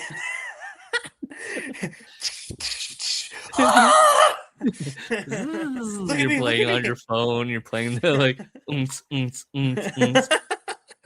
I start playing Pitbull on my phone. Don't say Pitbull. The wrestling fans are gonna start thinking about Green Light. Oh God! It's a WrestleMania theme song. No, I'm trying to think. No, because they weren't telling us what was going on. They were trying to like kind of shield us from what was happening, but this is 2011, so we all have like, by this point, most kids, students have like smartphones and stuff. So we were finding out via Twitter what was going on like inside of our school, like as we were like finding out via the news that what was going on with this kid. One kid finds out through Twitter, says, "Yo-yo master, I'm yo-yoing right now in the kitchen." Wait a minute. I'm trying to find news updates. And there were, because all we knew was that we were in a code red. So like there were students that were like taking pictures like for Facebook, like to post, and then they would post those pictures on Facebook, and then other students would comment on those photos and be like, it's in such poor taste. There was a shooting, blah, blah, blah. And they're like, we didn't know at the time that we posted this that there was a shooting. We were just having fun. Having fun. Yeah. You got to give kids a break. I mean, you were yo-yoing during this whole thing. Yeah. Like yeah, that was actually one of the popular bastard. kids that took those distasteful photos. They were like, hey, look, talk to the kid that was yo-yoing the whole time. He sold you out. Yeah. I just took a picture. This guy was doing a full show. And he kept winking, he kept winking and pointing at people and smiling during the routine. And don't you know that national news tragedy is happening right now in our school? You're like, I can't wait to talk to CNN, to the 5 million people. You were doing your yo-yo. Yeah, I was there. But have you seen my YouTube? I'm getting ready to talk to Brian Williams. Can you remember the yo-yo that you were using? Oh, God. I don't know. I couldn't tell you. I mean, Trevor, I went through so many different. There's no way. I still have that yo-yo. You should have saved that and I know. Honestly, that's a good. I don't think at the time I had the wherewithal to realize that it was some sort of a historical piece.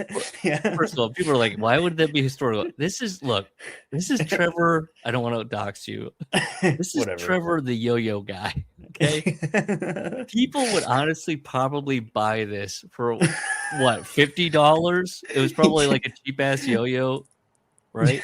Yeah. They would that's not true. No, this yo-yo would have been more than $50. Okay, so you could sell for what, 200 as the Trevor Murphy school shooting yo-yo? No, I mean I would put this yo-yo up, and then I would add that stuff to the posting, and they would be like, "Okay, well, I don't really care about all that other stuff. I just But want it's the just a yo-yo." nice yo-yo. Yeah, yeah. You can't even tack on a 20 onto No. that? No, I mean even like signed yo-yos and stuff. It's like you got this signed, you fucking loser. Oh my god, you guys are Yeah. fucking harsh. Well, no, I'm just saying it doesn't matter in like the yo-yo Guess community. when I sign this extra copy of transfer that I have, it's not going to boost up the sale value on it. Maybe not. I don't. I'm going to tell a story I haven't told before. Okay. I wanted to get rid of some of the books I had at one point when I was a younger man.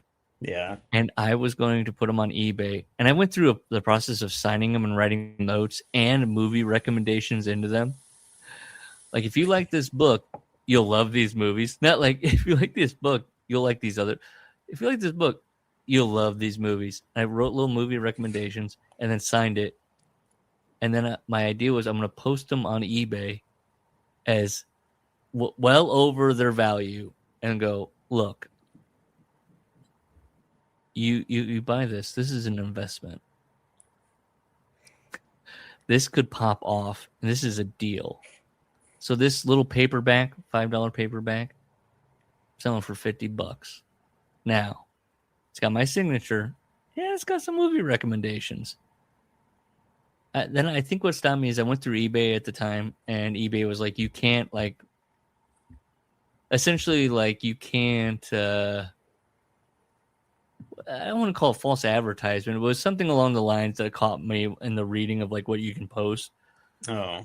Of, like, you can't just make up that you're famous. Yeah, like it was something along the lines of just like, oh, you can't like try to like game the okay. Like I could post it, but because you're gaming of the way, what I memorabilia. wanted to do, it was not accurate.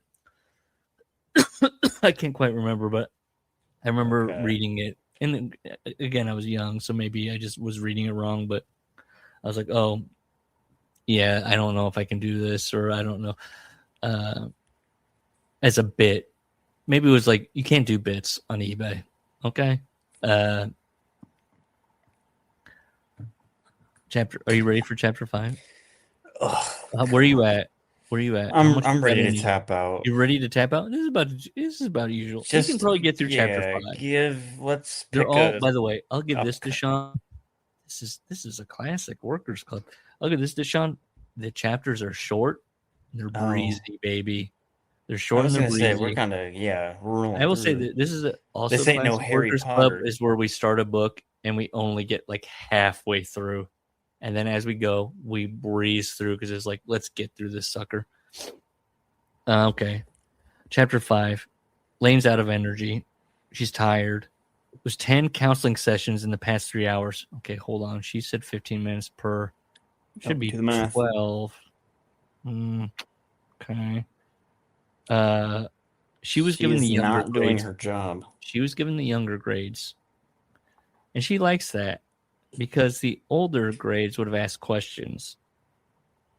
And she likes that the younger kids need it. In her mind, they need something more. They can't, they're not going to just be like, you can't just talk to them like people. You have to like reach something deeper. Sean writes, quote, in simplicity lies depth.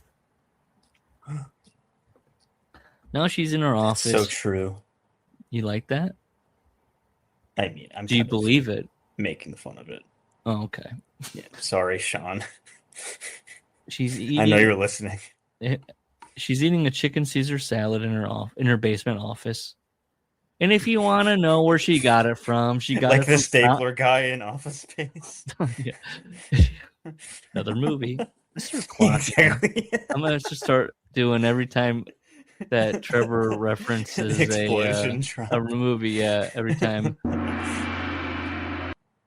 Oh, sorry. You wanted explosion? Office Space? Or one of these? I don't want to get any of this heat.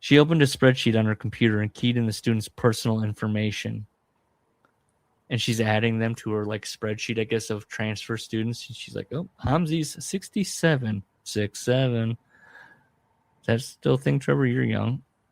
No, I think we've moved on to the bazooka song. What's that? The rest in peace, my granny. She got hit by a bazooka. Man, I think about it every time I hit the hookah. Kaboom. Kablow. Kaboom. I haven't heard this, Trevor. Okay, well, it's good. It's very funny. Well, she bundles up the folders that were on her desk, right, in her inbox, and she head up to the main office where she's going to send them to another school where they're transferring. It's going to be their problem now. I assume all schools carry hard copy files on every student and also the internet files. Yes, yeah, of course. We're on page 26.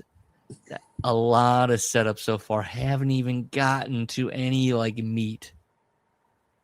Well, we're getting there. Little preview since you're not doing. For next week, chapter 6.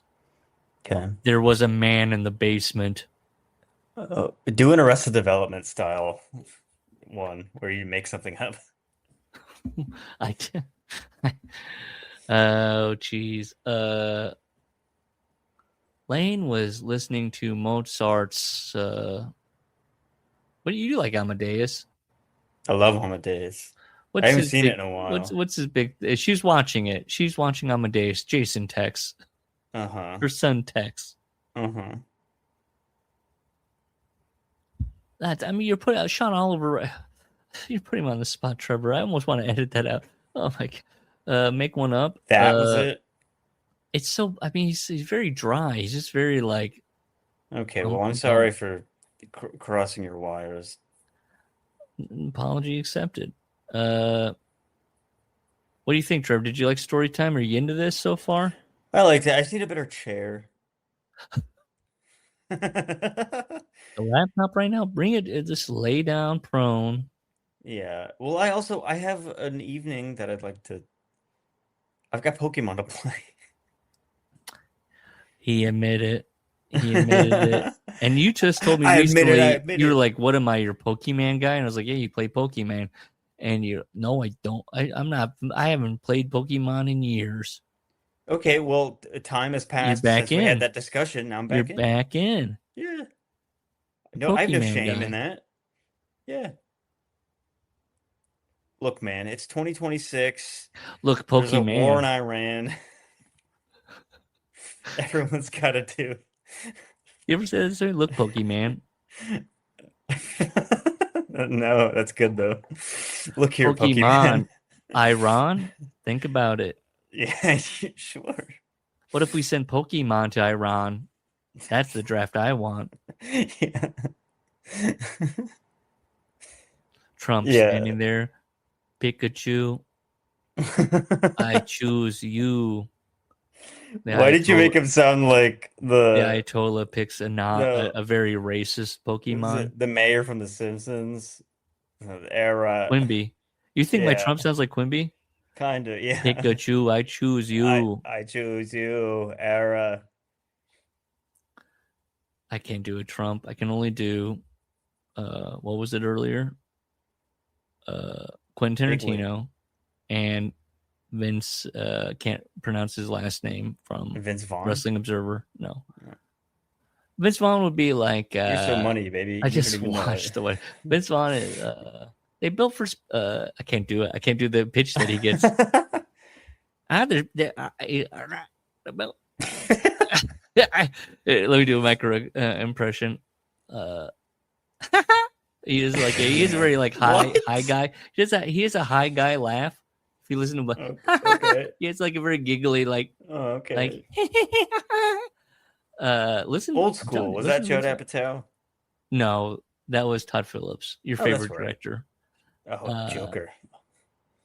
You watch Scorsese movies and go, "This seems like a Todd Phillips joint." Yeah, possibly. Yeah, well, yeah, I watched The King of Comedy. I was like, seen it. Did you motorboat those sons? I can't do that. Vince Vaughn. He's, he's got the built for speed, built for comfort. He has like a thing caught in his throat that I can't do. Like, Yeah. he's like, okay. That's my Vince Vaughn. Okay. Just all right, okay. How about earmuffs? Yeah, I could just nail that one word. Yeah. Why would anybody want to do the dishes? Is that line in the breakup? Why would anybody? He's got that. He's sitting back in his throat. Why would anybody want to do this? Chicago. Maybe that's how you nail him. You say him saying Chicago. Google. I'm a Google intern. These are great. This is good. Is that a quote from the? I've never seen The Intern. Is that a quote? Yeah. We're gonna Google. We're gonna Google. What? It's crazy, baby. Yeah. All right. Next week, more of the transfer. Yeah, I liked this. Thank you, Trevor. Thank you. Do you want to say anything else before we say goodbye? No. All right. Goodbye, everybody. Goodbye. It's Wilson again. That was fun. I bet it was the best episode ever. You know what you can do to help the workers out? Rate, review, all that good stuff on whatever app you're listening to. Tell us how much you love us. If you want to contact us, it's theworkersclubshow@gmail.com. We got a YouTube, The Workers Club Podcast, a Blue Sky, theworkersclub.org, and we have a Discord where the invite link is left in various places. I'm sure you can find it. That's it. Thanks for listening. Appreciate it. Bye. Smile and love each other.